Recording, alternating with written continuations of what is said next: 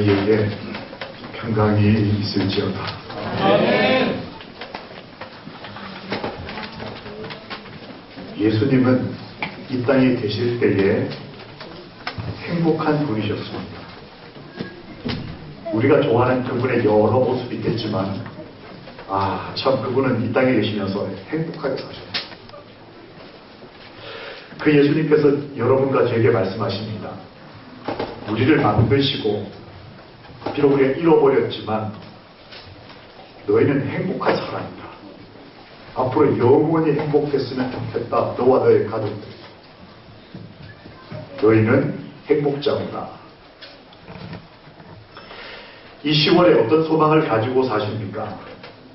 뭘 기대하고 뭘 얻기를 소망하면서 하루, 일주일, 내 생애를 살아가고 있습니까? 이 소망이라는 단어는 한자로 보면 좀 다른 의미를 가진 같은 소망이 있습니다. 왼쪽에도 소망이고 오른쪽에도 소망이에요. 이게 영어로 하면 다 hope입니다. HOP, 뭔가 희망하고 기대한다.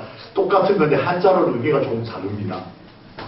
왼쪽에 있는 이 소망은 바소, 바랄망, 이쪽 젊은 사람들에게 좀 어색할 수 있겠지만 바라고 기대하는 것. 우리 아이가 좋은 대학 갔으면 좋겠다. 뭐 결혼 잘했으면 좋겠다. 건강했으면 좋겠다. 다 왼쪽 소망에 해당하는 일상 삶에서 우리가 기대하고 바라는 것들이 이 바라고 기대하는 소망이라는 한자를 씁니다. 그런데 오른쪽에 있는 소망은 한자가 좀 달라요. 같은 한글로는 소망인데 이것은 토로스는 이렇습니다. 앞에 있는 소자가 달라요. 본디소, 본래 소자. 원래 희망하던 것. 우리가 나는 이게 소망이다. 난 이걸 기대한다라고 말할 때 소망이라고 얘기할 때 대부분의 사람들은 왼쪽 걸 얘기를 합니다. 저 차 샀으면 좋겠어요. 엄마가 컴퓨터 아니면 스마트폰 바꿔줬으면 좋겠어요. 보통 왼쪽에 해당하는 것들을 사람들은 기대하며 삽니다.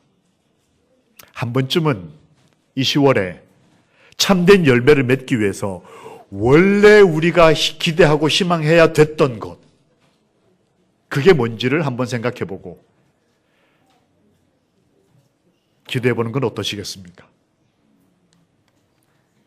이 10월의 소망, 할 때 소망은 흔히 우리가 말하는 뭐 맛있는 걸 먹고 돈 좀 이렇게 벌고 이런 걸 말하는 게 아니라 본래 인간이 가지고 있었던 그 희망과 기대. 성경은 말합니다. 함께 좀 읽겠습니다. 시작. 너는 하나님께 소망을 두라.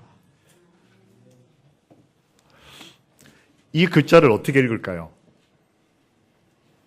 파이디스케라고 읽습니다.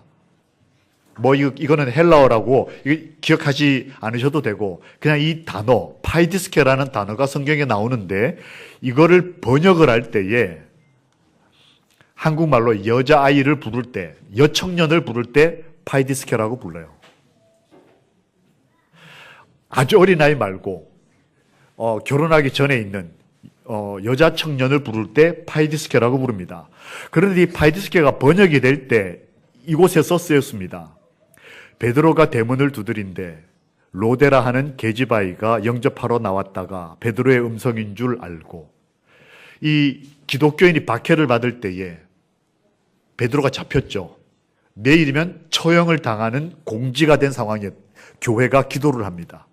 그때 여러 명이 이렇게 모여서 기도할 때에 로데라고 하는 한 파이디스케가 같이 기도했다는 기록이 나와요. 그때 이 계집아이라는 밑줄 친 글이 파이디스케입니다. 기뻐하여 베드로가 돌아왔어요. 기도의 응답을 받고 베드로가 살아서 돌아오는 기적을 경험하게 됩니다. 그때 기뻐하여 문을 미처 열지 못하고 달려 들어가 말하되 이 파이디스케 로데가 말하되 베드로가 대문 밖에 섰더라 하니 우리의 소망, 우리의 기대, 우리의 바람이 지금 응답된 기적을 경험하는 기록입니다. 그때 파이디스케가 등장을 해요. 근데 제가 왜 이 단어를 쓰느냐 하면 이 단어를 기억하지 못하시더라도 이 단어가 번역이 될 때에 성경에서 여러 번 쓰였는데 그 중에 열의 아홉의 아홉은 99%는 이걸로 번역이 됐어요. 한자로 비자입니다. 이게 한자로 그렇다면 이거를 좀 쉬운 말로 하면 노예, 여자 노예, 이걸 요즘 말로 바꾸면 월급 받고 사는 샐러리맨이에요.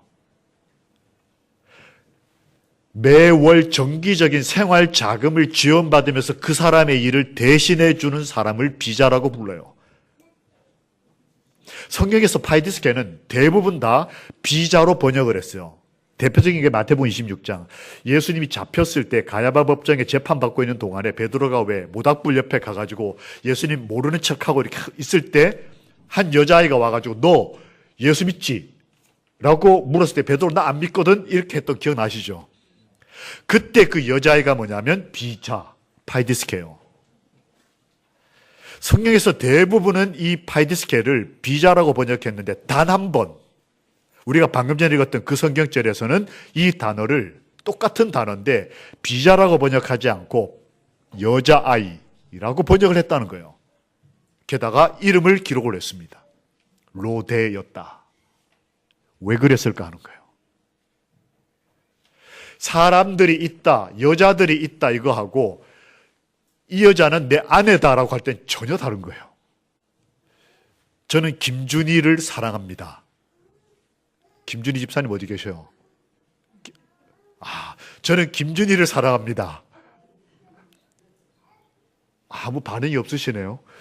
이게 유부남이 다른 여인을 사랑한다는데 제 아내 이름이 김준희거든요.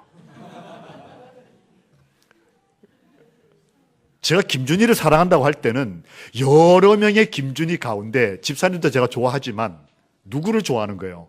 제 아내인 특정 그 사람을 좋아하는 거예요. 똑같이 파이디스케인데 왜 예수님께서 이름을 특정한 한 경우에서만 그 여청년을 여자이라는 인격체로 정리했을까? 대부분은 얘네들은 월급 받고 사는 노예다. 그냥 왜 사는지도 모르고 먹고 살려고 삼성도 가고 LG도 가고 대학생들에게 물어보니까 대학 가는 게 꿈이었던 애들이 와가지고는 좋은 직장 가는 게 꿈이에요. 좋은 직장 가는 이유가 뭐예요? 뭐 스마트폰 쫙 뒤지는데 결국 맛집 찾고 있어요. 컴퓨터 막 열심히 열정을 다하는데 보면 게임하고 있고. 그런데 그런 비자들 가운데서 이 파이디스케는 하나님이 왜 특별하게 이렇게 이름을 기록한 여청년이 됐을까? 한 그리스도인이 됐을까? 이 두 사람은 공통점이 몇 가지 있습니다. 이름만 파이디스케 같은 게 아니고 그들 둘 다 안식일 교인이었어요. 가야바 법정에 있었던 그 가야바라는 사람이 그때 당시에 연합회장님이었어요. 그 집의 비서실장, 이 비자라고 하면 좀 이상하게 보이지만 요즘 말로 바꾸면 대통령 비서실장, 이 아무나 되는 직업 아니에요. 몇 대로 문제 없어야 되고 많이 배워야 되고 단지 월급 받고 사는 사람이란 차이밖에 없어요. 그때 당시 가야바 법정에 있던 이 비자는 흔히 보면 노예처럼 보이지만 사실 그때 당시로 돌아가 보면 대단히 파워 있는 여자아이였어요. 여청년이 벌써 출세길을 달리고 있는 거예요. 그런데 그도 안식일 교인이었다는 거예요. 두 번째 여자아이도 안식일 교인이었어요. 교회 안에 있던 청년이었으니까. 두 번째, 둘 다 6월절, 내일이면 6월절인 중요한 날 저녁에, 전날 저녁에 문을 지키는 사람이었다. 그리고 둘 다 누군가를 만났습니다. 누굴 만나요? 똑같이 베드로를 만나요. 이름도 같고 신앙도 같고 때와 하는 일도 비슷하고 그들이 만나는 사람도 똑같았는데 왜 하나는 노예로 삶이 끝나고 하나는 성경에 이름이 기록되는 가치 있는 인생으로 그 인생이 끝이 났을까? 저는 그게 궁금했어요. 차이점이 있었습니다. 비자라고 불렸던 이 파이디스케는 여종은 그 삶의 특징이 뭐였냐면 안식일 교인이고 즉 예수님 믿고 중요한 시기에 중요한 장소에 있었고 그리고 어떤 똑같은 사람을 만났지만 그는 특징이 뭐냐면 사람을 비판하는 데 익숙한 사람이었어요. 크리티컬했다는 거예요. 이 상황을 딱 보면 그 사람의 좋은 점과 장점과 저 사람 저게 참 예쁘다. 저 사람 저게 참 멋있다. 저 사람은 저게 장점인 것 같다. 이렇게 보는 게 아니고 저 사람 오늘 옷을 왜 저렇게 입고 왔지? 쟤는 교회를 몇 년 다녔는데 아직도 치마 길이가 저렇게 짧아. 제가 오늘은 이 옷을 입었는데 다를 때는 중요한 시기에는 입고 가는 옷이 하나 있습니다. 결혼 23년 차인데 결혼할 때 장모님이 사준 결혼 예복을 아직 제가 입고 있어요. 검은색이 있는데. 그건 제가 특별한 날만 입기 때문에 아직도 이렇게 입고 있는 옷이 있습니다. 그걸 입고 딱 갔는데 어느 여집사님이 설교를 마치고 나왔더니 목사님 좀 보자는 거예요. 갔더니 지금 같은 옷이 아니어서 제가 어느 날 어디 갔다가 이렇게 책상에서 이렇게 딱 도는 사이에 뭐 날카로운 거에 제가 장모님께 선물 받은 결혼 예복이 요만큼 1cm가 찢어졌어요. 그걸 1cm 찢어졌다고 양복 버리는 게 너무 아깝고 의미 있는 옷이어서 제가 그거를 수선을 했습니다. 수선집에 가서 쫙 박아가지고 딱 이렇게 표 안 나게. 근데 그 집사님이 그걸 발견하셨어요. 야, 눈도 좋아요. 그 옷 가운데 코기 1cm 딱 그것도 이렇게 박아서 박음질한 그걸 딱 보더니 목사님 앞으로는 이 옷을 안 입으시는 게 어떻겠냐는 거예요. 왜 그러십니까? 했더니 단에서는 사람이 완전해야지 그 흠난 옷을 입고 왜 올라가냐는 거예요. 저는 지금 찢어진 것보단 그 23년째 입고 있는 누가 사준 옷이에요? 내 어머니, 세상에서 제일 사랑하는 아내의 어머니가 사준, 그래서 절대로 버릴 수 없는 옷인데 그분에게는 찢어진 게 더 큰 문제인 거예요. 이 사람이 그런 사람이었어요.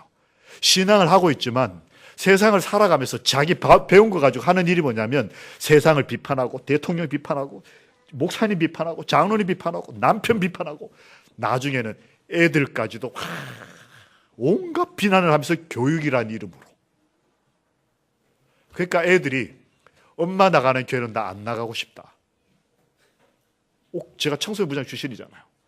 상담할 때 우리 아버지 우리 어머니는 교회에서는 젠틀하다는 거예요. 아주 신사적이고 좋은데 집에만 오면 밥상 날라다니고.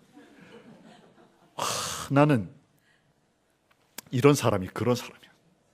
게다가 뭔가 전달을 하면 전도를 해요. 전도를 뭐라고 하냐면 얘 나쁜 애야 라고 전달을 해요. 가야바 법정에서 기억나시죠? 너 예수 믿는 사람이지. 그래서 아니라고 했는데도 돌아다니면서 쟤 나쁜 애거든요 하고 다니는 거예요. 그러면서도 교회 다녔어요. 그러고는 사람을 뭐하게 만들었냐면 후회하게 만들고 통곡하게 만들었어요. 베드로가 이 사람 만나고 난 다음에 도망 나가가지고 뭐해요?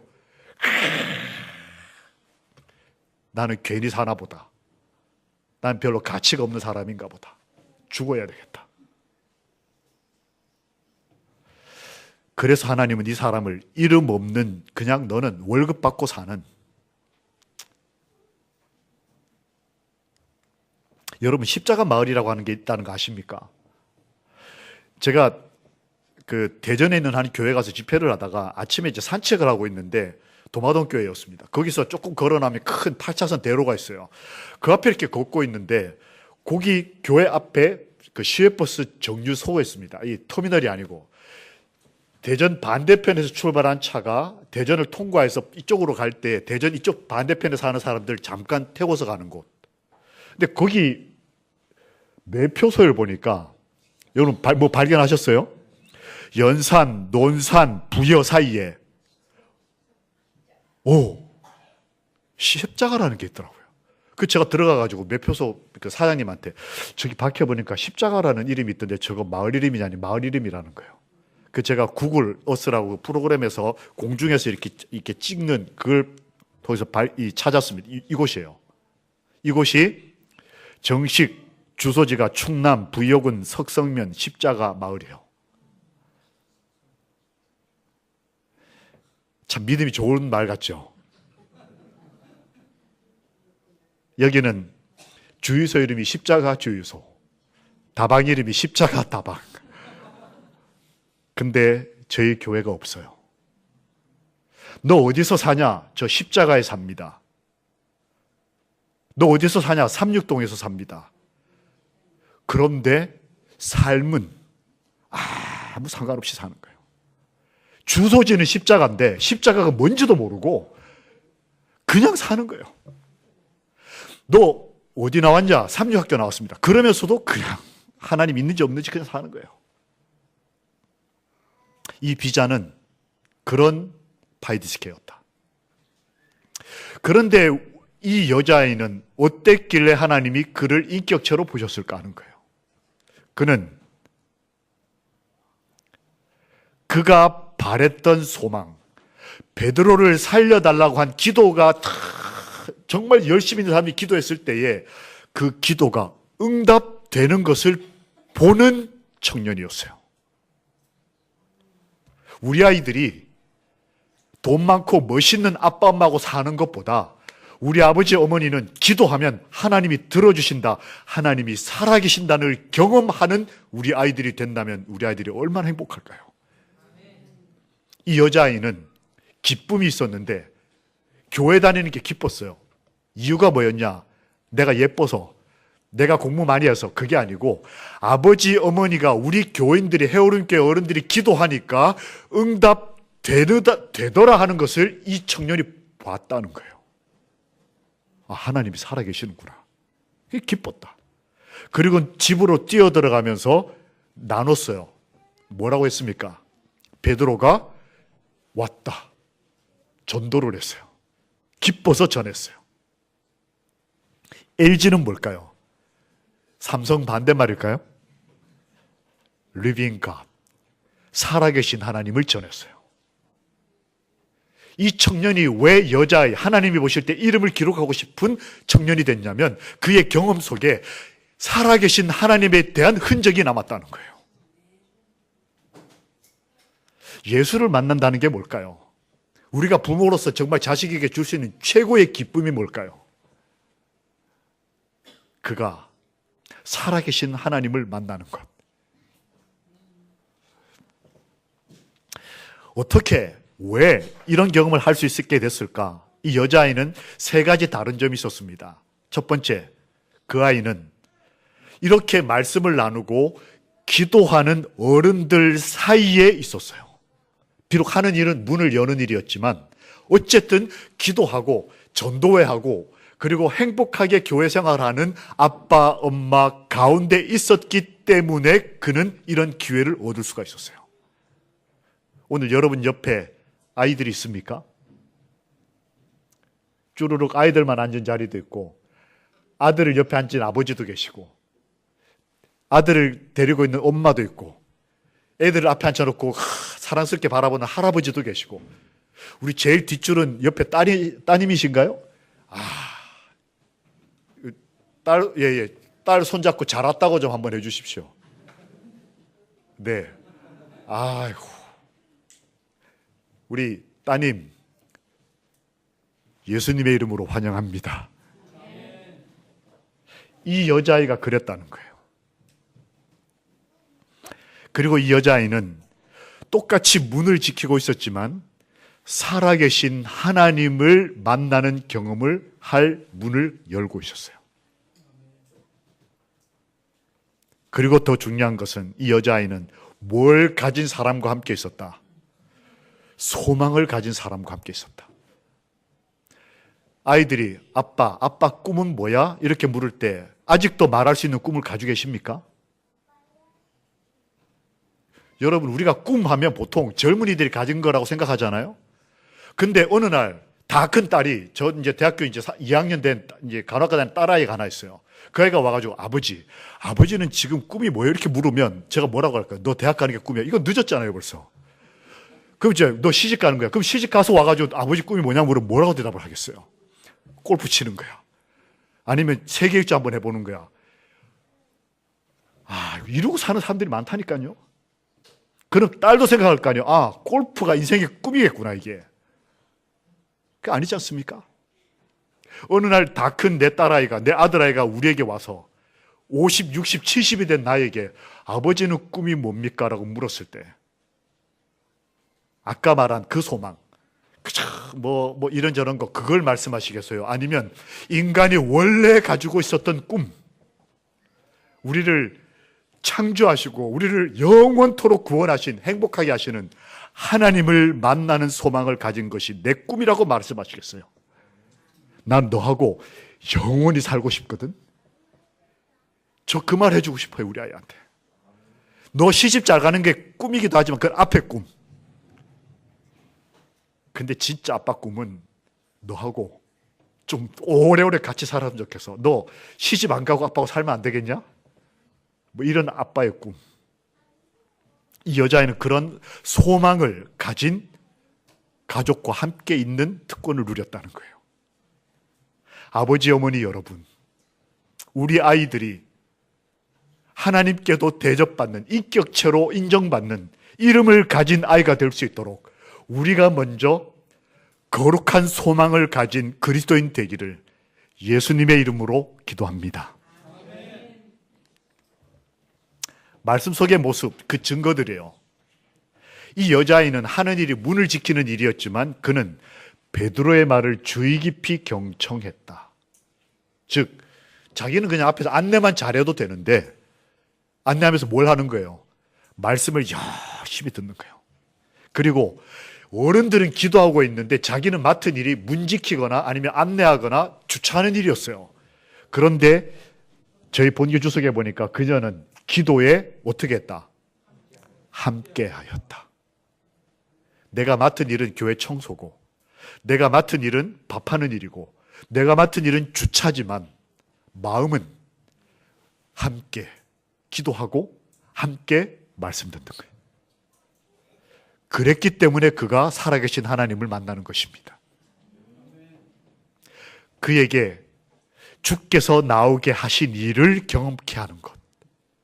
이 교회에 있는 이 소중한 아이들에게 예수님의 살아계심을 경험하게 하는 것이 이 교회의 꿈과 소망이 되기를 예수님의 이름으로 기도합니다. 아멘. 그래서 골로새서 1장 5절에 보면 우리의 소망은 어디에다 쌓아놓아야 한다? 하늘에. 은행에다 쌓아놓고 TV 앞에서 채널 돌려가면서 300개, 400개 채널에서 우리 소망을 찾는 것이 아니라 하늘에 소망을 쌓아놓는 그리스도인. 그걸 삶으로 담아내는 십자가라고 한 신학자가 표현을 했어요. 이 영어 단어는 영어 사전에 나오지 않아요. 신학자들이 만들어낸 단어입니다.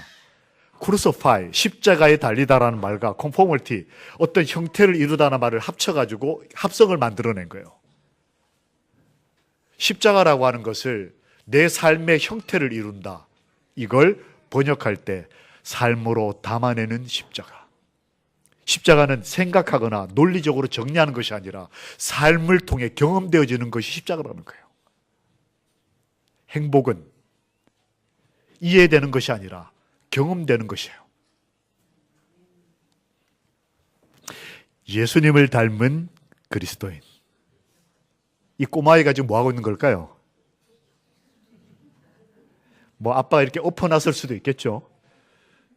아빠가 기도하면 같이 기도하는, 아빠가 기뻐하면 같이 기뻐하는, 예수님이 사랑하면 나도 사랑하는. 얼마 전에 아기가 이제 5살, 뭐 2살 이렇게 된 젊은 부부가 이제 인사 겸 상담을 하러 제 방에 잠깐 들렸습니다. 그 이제 이사를 나누고 있는데 대학 때 제가 이렇게 가르쳤던 아이가 이제 커서 결혼해가지고 이제 30대가 됐어요. 애가 와서 이렇게 인사를 하는데 갑자기 그러는 거예요. 목사님하고 저하고 헤어질 때에 목사님의 아들이 저한테 선물을 하나 준 게 있다는 거예요. 저는 몰랐습니다. 그런 걸 해줬는지 뭐 저 애가 그때 5살, 6살 이럴 때였거든요. 근데 저희 아이가 이제 누나 혹은 뭐 이모 뭐 이렇게 되겠죠. 헤어지면서 이렇게 저하고 사랑을 많이 나누는 좋은 청년이었거든요. 섭섭하니까 저희 아이가 정이 많이 들어가지고 오면서 선물을 이렇게 주더라고요. 내한테 진짜 좋은 건데 이제 누나 가져라면서 이렇게 선물을 주면서 아빠가 사랑은 주는 거래 그러더래요. 이 청년이 마음에 깊은 뭔가 감동이 왔어요.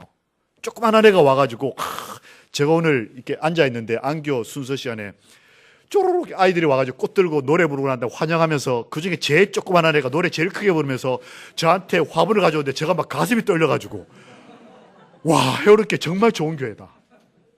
우리 애도 꽃다발 안 주는데 저희 아이가 그 청년에게 그 대학생에게 뭔가 준 거예요. 뭘 줬을까요? 뭘 줬길래 여청년이 5살짜리 남자애한테 선물 받고 기뻐했을까요? 이걸 주더랍니다. 이거 뭔지 아시겠어요? 저 크게 보면 딱지. 이거를 주더라는 거예요. 자기한테 정말 귀한 거라고. 20대 대학생한테 이게 귀하겠어요? 아무 필요 없는 거. 근데 저희 아이한테는 이거 지금 정말 돈으로도 샀고 열심히 해가지고 땄고 사랑을 고백을 한 건 따름. 누나, 내가 누나 좋아하거든. 그러고 딱지를 줬어요. 이 얘기를 저는 몰랐던 얘기인 거를 두세 달 전에 와서 제 방에서 하는 거예요. 그래서 그러냐고. 어째 딱지를 줬든 뭘 줬든 하여튼 감동을 줬으니까 오케이, 아들 좋은 놈이군 하고 생각하고 있는데 딸을 데리고 왔는데 이제 그때 대학생이 지금 이렇게 요런 딸을 데리고 왔어요. 한 10여 년이 지나고 난 다음에 좀 그럭저럭 생겼죠? 제 딸이 아닌 남의 딸을 예쁘다고 하는 게 제 딸한테 실례일까 봐 제가 이렇게 표현을 했지만 예쁜 딸을 이렇게 이 아이한테 제가 있는 자리에서 이렇게 얘기를 하는 거예요. 얘가 아리엘이라는 아이인데 아리엘, 사랑은 주는 거야. 제가 했던 말을 똑같이 제가 있는 데서 자기 딸한테 하면서 목사님한테 선물을 줘야지 그러는 거예요. 제가 기대를 했어요. 이 아이한테 제가 무슨 선물을 받을 수 있을까요? 5살짜리 여자아이한테. 제가 다 기대하고 얘가 뭔가 챙겨온 줄 알고 했더니 저한테 갑자기 종이를 달라는 거예요. 그래서 흰색 종이를 하나 줬어요. 그랬더니 그 앞에서 막 그림을 그리더니 준 게 저거예요. 보이세요? 제 첫 초상화. 좀 크게 보면 이거. 얼굴을 대따 크게 그렸죠. 실물 비슷하게 머리만 크게 그리고 코는 생략하고. 근데 제가 이 그림을 보고 감동한 게 있는데 제 가슴에다가 뭘 그려놨어요. 한쪽에는 사랑과 한쪽에는 십자가를 그려놨어요. 이거 무슨 계시 같았습니다, 저한테는. 조그만 아이가 그림을 그리면서. 그리고 여기 가려져 있는데 여기 책이에요, 책. 무슨 책일까요, 제 손에? 성경책. 마치 이렇게 살아라는 뜻으로 이렇게 그림을 그려준 것 같아요. 제가 너무 감동을 했어요. 그래서 받으면서 꽉 끌어안아줬더니 얘가 감동을 했는지 또 뭘 더 주겠다고 주먹주먹 하더니 딱 주는데 보니까 머리핀을 하나 딱 주는 거예요. 여기 보이세요? 여기 분홍색? 여기 위에. 이거 우리 할아버지가 준 건데요 하면서 머리핀을 딱 주는 거예요. 저한테 머리핀이 무슨 소용이 있겠어요, 제가. 자기한테는 귀한 거지만 저한테는 아무 필요 없는. 근데도 이 아이는 사랑과 정성으로 그걸로도 만족이 안 되는지 또 뒤적뒤적 하더니 뭘 하나 더 줬는데 보이세요? 머리핀 옆에 팔찌. 이거 다이아몬드가 아니고 플라스틱. 할머니가 문방구에 가서 500원 주고 사준 거. 이거 우리 할머니가 준 건데 하면서 그걸 빼더니 저한테 주는 거예요. 자기한테는 가장 귀한 거였어요. 할아버지와 할머니가 사준 거. 제가 마음에 삶을 통해 하나님을 만나고 살아가게 되면 그게 1년, 2년, 10년이 흐르고 난 다음에 다시 그게 내 삶에 나타난다는 것을 제가 그때 확인을 했어요. 지금 몽골에 선교사로 가서 열심히 선교하고 있어요. 근데 아빠만 나가고 인사하고 나가고 난 다음에 이 아이도 뚝 나갔는데 조금 있다가 문을 빼꼼 열더니 이 여자아이만 다시 들어왔어요. 목이 이렇게 내밀더니 목사님 죄송한데요. 팔찌는 다시 주면 안 돼요. 그래서 팔찌는 다시 가져갔어요.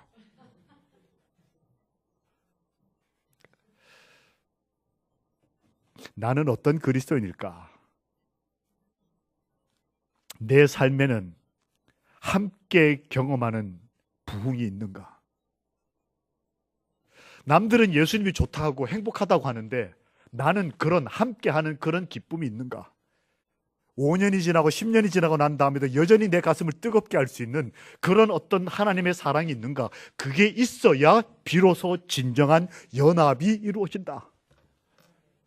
가족도 마찬가지라고 저는 생각합니다. 아버지 신앙 다르고 자식들 신앙 다르면 연합이 되기가 너무 어려워요.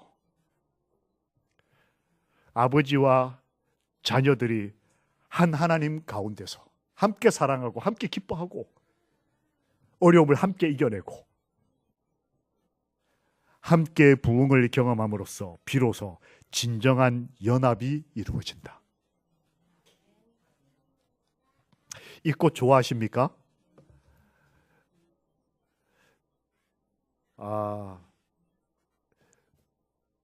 우리 김고은 선생님, 이 꽃 최근에 받아본 게 언제입니까? 이고은 선생님. 남의 성을 막 바꾸고, 이고은 선생님, 이 꽃 최근에 받아본 적이 언제입니까? 아니, 남편한테. 네. 남의 얘기를 생각이 안 나는군요. 오케이. 우리 반주자님, 이 꽃 좋아하죠? 꽃이 뭐죠? 무슨 꽃이죠? 언제 받아봤어요? 저번 달에. 여기 혹시 주신 분이 계셔요? 여러분 장미꽃 좋아하시죠? 이 로데라는 말의 뜻이 뭘까요? 한글로 로데는 한글 말이 아니고 원래 성경 말이고, 영어로도 로데가 발음 그대로 철자를 썼어요. 이거는 원래 이 나라 말, 성경에 쓰여지던 말인데, 이 말 뜻은 장미를 뜻해요. 하나님께서 똑같은 파이디스케인데 이 여자아이한테는 로데라고 불렀어요. 너는 나의 꽃이다. 내가 교회를 올 때에 넌 로데야. 이 말은 너는 나의 꽃이다. 내가 교회를 왔을 때 아무도 나를 돌아보지 않는데 너만은 나에게 꽃이 되어줬다. 대부분의 젊은 청년들은, 대부분의 젊은 그리스도인들, 아니 대부분의 그리스도인들은 일반적인 소망을 가지고 그냥 아웅다웅하다 살갑니다. 그런데 어떤 그리스도인은 하나님의 꽃으로 살아요. 하나님이 볼 때 이 헤어른 교회는 하나님의 꽃이요, 이곳에 있는 여러분 한 분 한 분, 아니 우리의 아이들은 하나님의 꽃이 되기를 예수님의 이름으로 기도합니다. 이 아이는 성경 주석에 보니까 순수한 기쁨을 가졌다라고 되어 있더라고요. 어디 그냥 밤새 춤이나 추면서 즐기는 그런 일반적인 그런 청년들의 그 어딘가 좀 이상한 기쁨 말고 진짜 순수하고 거룩한 기쁨. 그는 성경의 이름을 가진 그리스도인이 되었다. 그래서 사도행전 149페이지에 보면 그녀는 기쁨과 찬양이 충만한 사람이었다. 하나님을 만나는 기쁨, 그것이 그에게 참된 소망의 가치였다는 거예요. 소망 그 자체가 중요하기도 하지만 그 소망으로 인해서 하나님이 그 소망을 이루어주심으로 우리 삶에 뭘 가득 차게 하시겠다? 기쁨과 찬양이, 노래가 가득 차게 하겠다. 이 여자애는 뭐 하고 있을까요 지금? 아빠를 기다리고 있어요. 문 앞에서 지금 아빠 딱 들어오면 아빠 하고 지금 이거 하려고 기다리고 있는 모습이에요. 우리 아버지 어머니들, 우리 아이들 모습 기억나시죠? 우리가 일 마치고 집에 들어갈 때 우리 아이들이 기다리고 있다가 아빠다 하면 으아! 이 집 이 아이도 그중입니다. 이 로데는 이렇게 문을 지키고 있었던 아이예요. 사람이 볼 때는 별거 아닌 것 같은 아이였어요. 문을 여는 아이. 그런데 이 똑같은 이름을 사도행전에서는 이렇게 썼습니다. 그는 하늘의 존재들과 협력하는 아이였다. 사람들이 볼 때 그저 단순히 문 여는 일이었지만 하나님이 보실 때는 너는 나와 뭐하는 사이다? 협력하는 사이다.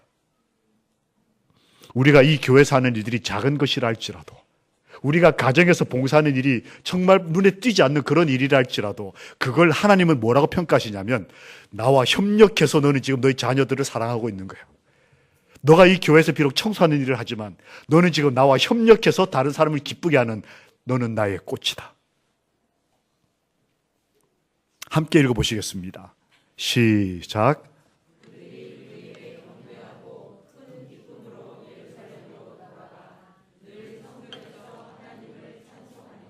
우리와 우리의 가족이 오늘 예배를 마치고 돌아갈 때에 큰 큰 기쁨으로 하나님을 찬송하는 삶을 살게 되기를 예수님의 이름으로 기도합니다. 삶으로 담아내는 행복. 행복은 실제 자기의 삶에서 경험되어져야 하는 내 삶 매일매일에, 내 가족의 삶 매일매일의 순간순간에 행복을 경험하고 담아내는 것. 그게 그리스도인의 삶이라는 거예요. 그리스도인이 된다는 것은 소망을 가진다는 것을 의미합니다. 그리스도인이 된다는 것은 그 소망을 통해 기쁨과 행복을 경험한다는 것을 의미합니다. 소망 중에 소망. 여러 작은 소망들이 있지만 이것 중에 가장 귀한 소망. 너희는 마음에 근심하지 말라. 하나님을 믿으니 또 나를 믿으라. 내 아버지 집에 거할 곳이 많도다. 재림의 소망. 아버지와 함께 우리 자녀들과 함께 영원히 행복하게 살 수 있는 그런 이 세상이 줄 수 없는 소망 중에 소망. 함께 읽어보실까요? 시작.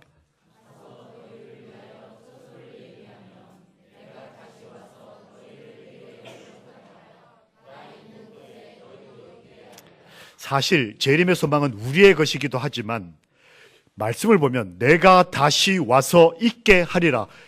이 재림의 소망은 예수님의 소망이기도 하다는 거예요. 우리가 예수님과 같은 꿈을 꾸게 될 때에 재림이라고 하는 단어를 통해서 내가 가지고 있는 꿈인과 동시에 예수님의 꿈인 그 재림의 소망을 가지게 될 때 우리와 하나님 사이에 기쁨의 교감이 생기고 행복을 나눌 수 있다고 하는 것입니다. 제가 한 번은 호주에 가서 이런 집회를 했습니다. 여러 명이 행복을 선택을 했어요.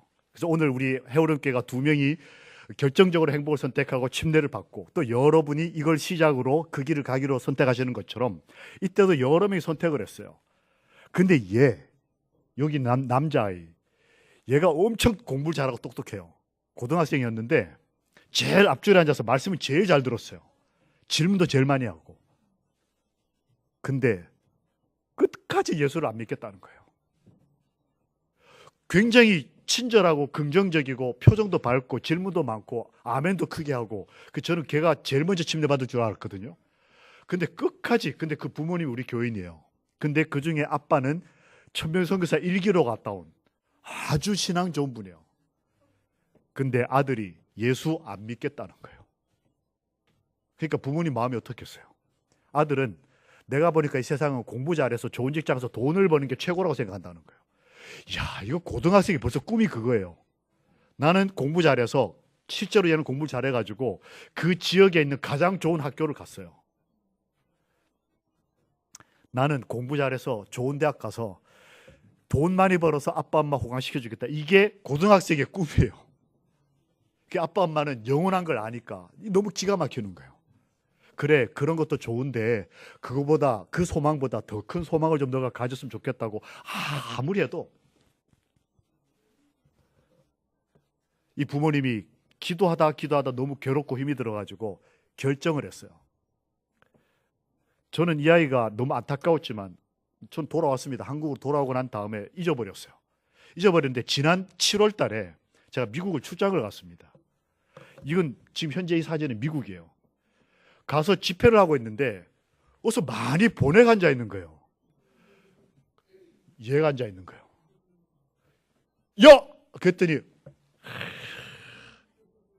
몇 년 전에 저를 만났던, 너가 여기 왜 왔냐 했더니 목사님, 저 몇 달 전에 우리 가족 모두 미국으로 이민 왔다는 거예요. 이민을 와서 나중에 알고 봤더니 이민 온 이유가 이 아들이 이렇게 크다가는 정말 하나님 없이 돈만 하는 그런 진짜 빼짝 마른 뼈다귀 같은 마른 열매 없는 가을나무처럼 될까봐 이 부모님이 결심을 하고 안 되겠다. 야, 이렇게 하다 안 되겠다 해서 미국으로 아예 완전히 이민을 해버렸어요. 하면서 이민 조건이 뭐였냐면 이 돈이 많지 않으니까 취업 이민을 선택을 했어요. 엄마 뭐 하시냐 그랬더니 닭을 잡는 공장에서 야간 근무를 1년 동안 하는 조건으로 이민이 오케이가 됐어요. 여러분, 여자의 몸으로 닭을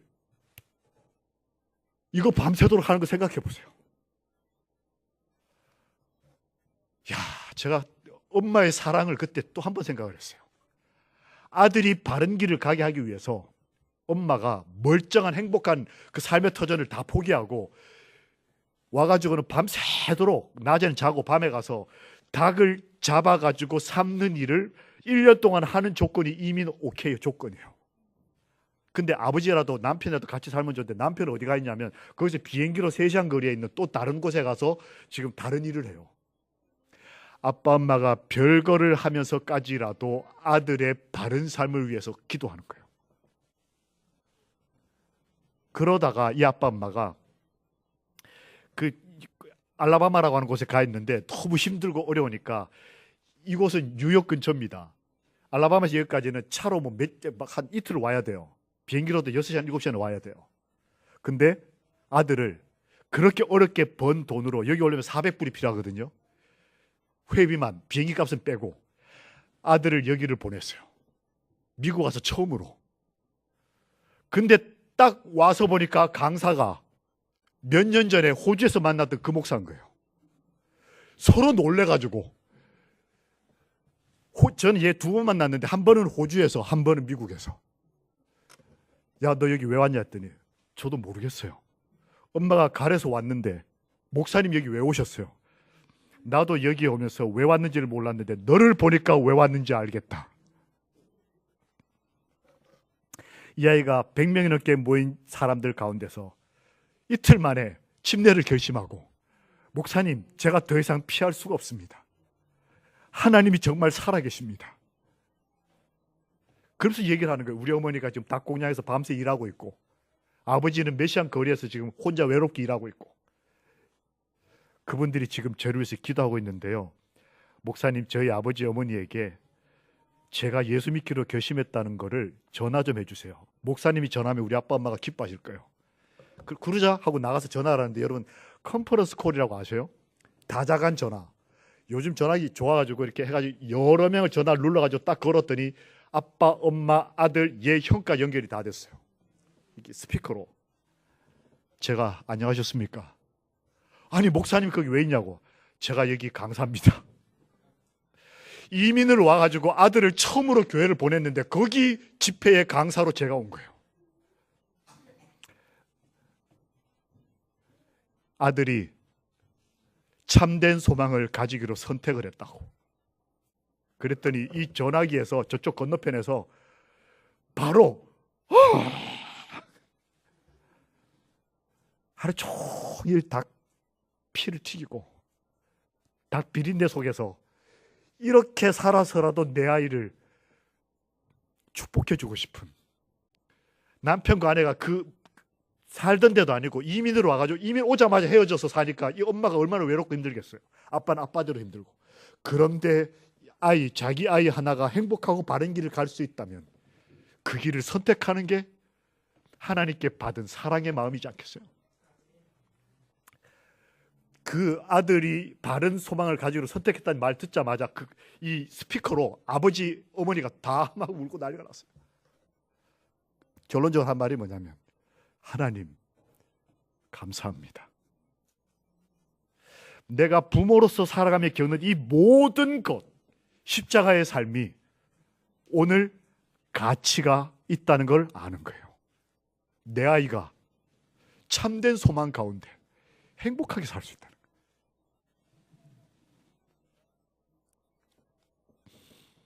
볼지어다 내가 문 밖에 서서 두드리노니. 그 언젠가 로데 문 앞에 두드리던 그분이 이제는 여러분과 저의 가정을 두드리시고 우리의 마음 문을 두드리신다고 요한 주의 선지자는 성경에 기록한 것입니다.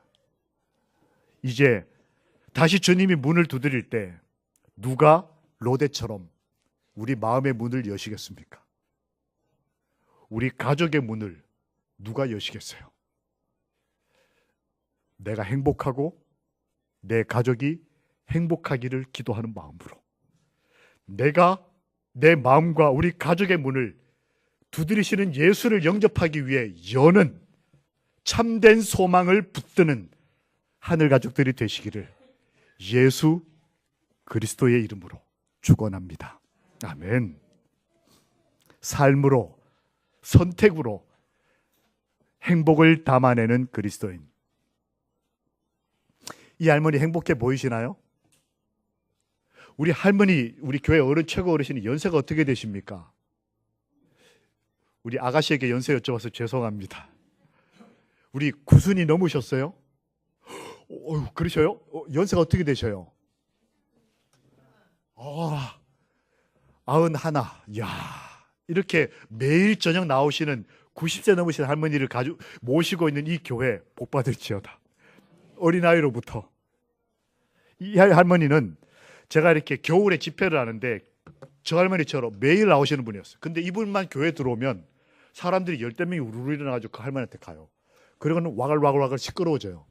그래서 앞에 이렇게 앉아있다가 뒤를 이렇게 돌아봤습니다. 도대체 왜 그럴까 봤더니 이 할머니가 주머니에다가 사탕을 요만큼 가져오세요. 가져와가지고는 들어오자마자 만나는 사람한테 하나씩 나눠주시는 거예요. 저도 저 좋아 보인다 싶어가지고 가가지고 섰어요. 제일 끝 섰더니 쭉 오시더니 할머니 저도 하나 주세요 했더니 제 앞에도 아이고 이 목사도 하고 사탕 하나 주셨어요. 그리고는 제 어깨를 탁 치시면서 김 목사 안식일의 복 다 받아. 이게 축복의 말씀을 한마디씩 덕담을 해주시는 거예요. 그러니까 교인들이 그게 좋아가지고 하나씩. 이분 연세가 어떻게 되셨을까요? 104세십니다. 올해 105세가 되셨어요.